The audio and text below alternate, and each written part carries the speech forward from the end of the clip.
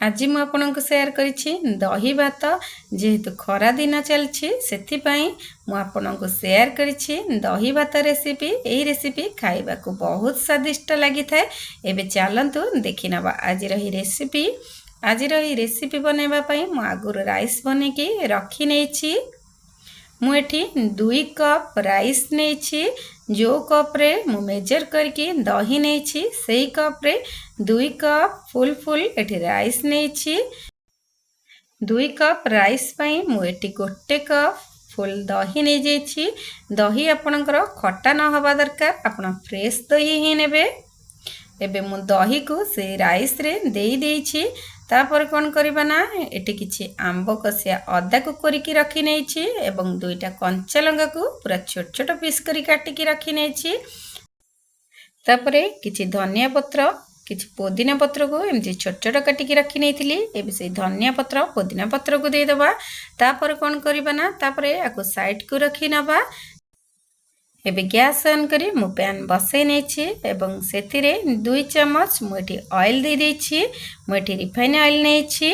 तापर कोन करबा ना तापर किछि पंच फुटण एवं 2-3टा सुखिला लंका दे देबा। आपण पंच फुटण निश्चिंत देबे काहे ना पंच फुटण रो बहुत भलो वासना आसी थाए एवं खाइबा को बहुत बढ़िया लागि थाए। तापर ए सब फुटी आसला बेल को एठी किछि भुरसुंगा पत्र दे देबा। बुरसुंगा पत्र को देकी एमती एपट सेपट करी टिके भाजी नेबे। तापरे एठी गोटे चुटकी हेंगु दे देबा। हेंगु देकी पुणी टिके भाजी नेबे। एबे हमर छुंक रेडी हो जाइछि। एबे गैस ऑफ करी नबा एवं सेही छुंक को नेकी से राइस रे दे देबा।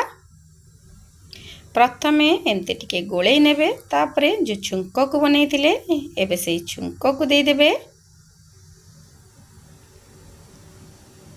आपण जेतिकी राइस नहीं थे तार अधा एठी दही देबे।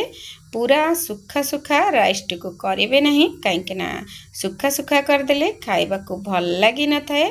आपण एमती टिके चकचकुआ हेकी थिबो दहीटी खाइबा को बहुत बढ़िया लगी थाए। आपण खाली भी मध्य एमती आपण खाई परिबे बनेकी नहीं तो जे कोनोसी तरकारी हैला किंबा भजा हैला आपण देकी खाई परिबे। एबे एठी कोन करबा ना एबे एठी स्वाद अनुसार मु लूण दे दोछि।